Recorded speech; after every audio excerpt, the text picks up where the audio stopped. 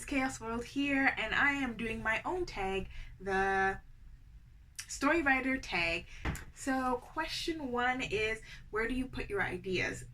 So for me, I put my ideas usually on my phone. This is like my best friend. Not literally. So like I'll write my ideas usually down instead of like the old school carrying a pad of paper with you. I just have this, and then when I have an idea, I just type it in there so I have it for later. And then sometimes when I'm journaling, I write it in my journal what my ideas are. That's where I put mine. Two, how long does it take you to write a story? So for me, I write short stories. I've tried in my past to write long stories. It just doesn't work with the whole ADHD thing. I know there's some people with ADHD who can write like full long stories. Not this girl. It has to be a short story, like 50 pages max type thing. So usually, I haven't written a short story in a while just because like life has been busy. I mean, I've been making really short stories. So in my playlist with the BJD backstories, I kind of count that as like a short story because it's telling you their backstory. So those usually take me like an hour to 2 hours, like to write it out, think of it, write it out, and then to somewhat edit it. And then like I don't count to make an actual video is a whole nother thing. But yeah, that's how long it takes me. Number three, what genre do you like writing? And what genre do you like to read? So for me, for writing, actually, because I've always written short stories like throughout my entire lifetime. And when I was young, I used to love to write romance because I used to love to read romance. Now, I can't take romances seriously. It's horrible. Like, I'm just laughing the whole time. It's like a comedy for me.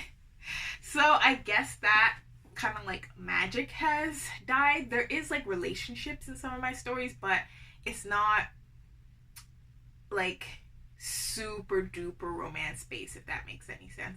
Like there is a couple and they're together, but it's not like him like making a bed of flowers for her, or like going in the morning and getting her coffee and she's like, oh, you thought of me. No, I don't do that. I'm just past that stage. I guess I'm like past the honeymoon phase and like been together for like 2 or 3 years type phase for romancing. So that's what I do for when I do. But now I mostly like to write like drama. Drama, which can include, because I have like vampires and like elves and stuff. It includes, so it's like fantasy, modern fantasy with like sometimes a little bit of horror, but mostly drama. And like I would say the horror that I do is tied into the drama. Like if you've been following my photo story, Julia one time got kidnapped and locked in a basement for a bit. So some of people could see that as like horror, but mostly it's just drama. So I love writing drama. What genre do I like to read? So I'm all over the place. As I said, when I was younger, I used to love to read romance. That was my number one, just reading romances. And now I read so many different things. I don't really read romances anymore, which is crazy. But I'll read horror, of course. Love it. I will read, especially like, I haven't read a horror that's made me scared in a minute. Then I never used to like reading nonfiction. I love reading nonfiction now.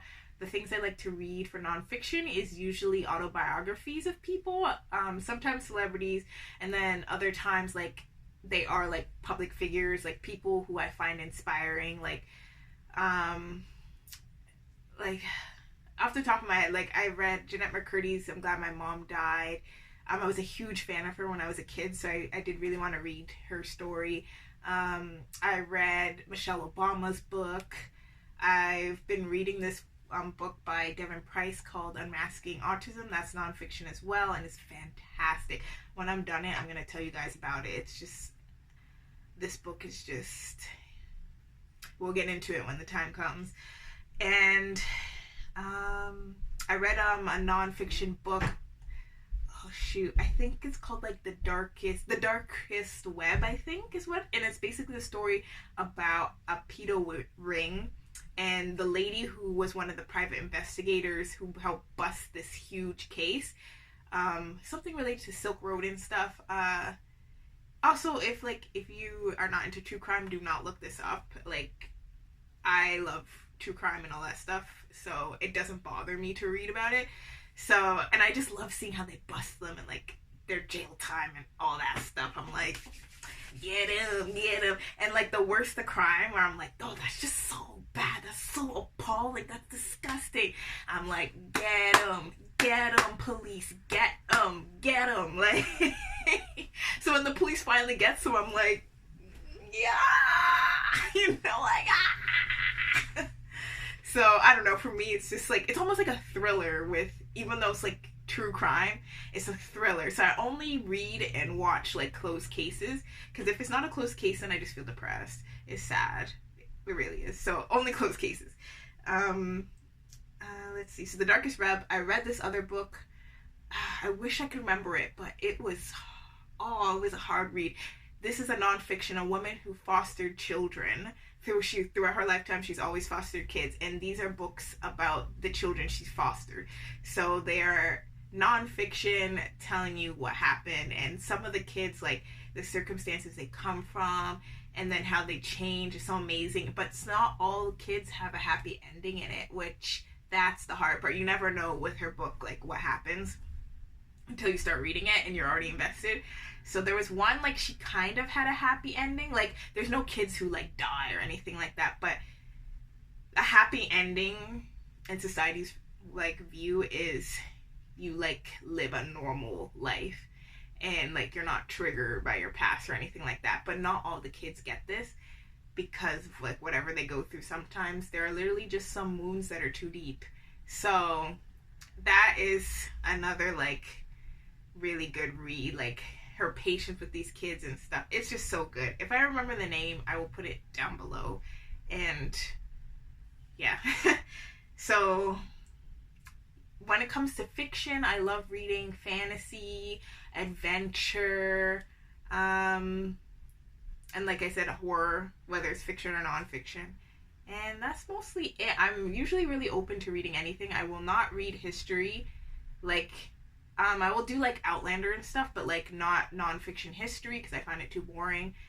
And no war. I will not do war. I don't like war at all. So that's what I read. Okay. 4. Is there anyone in the BJD hobby whose stories you love? Yes.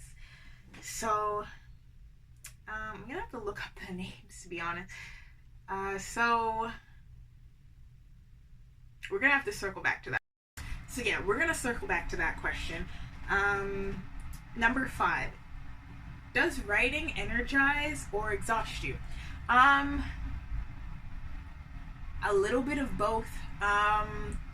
Depending on the scene, like when I'm writing it, sometimes I'm like super into it and I'm loving it. Like when the juices are flowing, of course at inappropriate times, like 2 a.m, it's fantastic. But then sometimes, like if I'm writing through a difficult bit, I could feel so drained after. So it's a bit of both. 6. How many unpublished and half-finished stories do you have? I have tons and tons. What can I say? Like, I have so many. 7. What age group do you write the most about? So I usually write the most about young adults. So like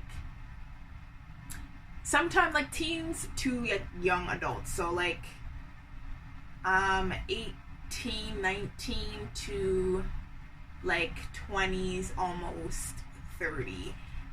Yeah. So that is my group. It might change, but for now, that's what I write about. Let's see. 8. Do you believe in writer's block? Yes and no. Yes, because I do believe you get stuck 1,000%, but also no, because I think there's so many strategies and ways to push past it. But you just have to really apply yourself. Like, I've been stuck in places all the time, and for me, I just have to just wait it out and then come back, and then usually it comes to me. There's been a few times where I literally just have to just write something, and then I'm like, when I edit it, I can come back and change it, but I just need to get past this point. So you just put whatever and then fix it later. So that's that one. Number 9, is there any work you want to share with us? Well, a lot of my stuff is on my like story time playlists and my backstories, all of that stuff. My Instagram has my photo stories, and in the future I have like some more long form like stories I've written, and eventually I'll be reading those to you guys as well. So yes, I have been sharing and going to be sharing. Let's do that question I skipped, number 4. Okay, literally I was looking for the life of me. I cannot remember the names. And then I bet later, if I can find it, then I'm going to post it down below for the people that I like. But for the life of me, I cannot remember the names. And then I was trying to look on Instagram here, but the algorithm's all messed up. So I'm only seeing like the same people's stuff. And I can't find the people that I really like because they're like smaller accounts. So it's frustrating, but yeah, as I remember / find them again, then I will add them below so you guys can check them out too. So I hope to see some of you guys do this video. I get curious about, you know, people's stories and stuff.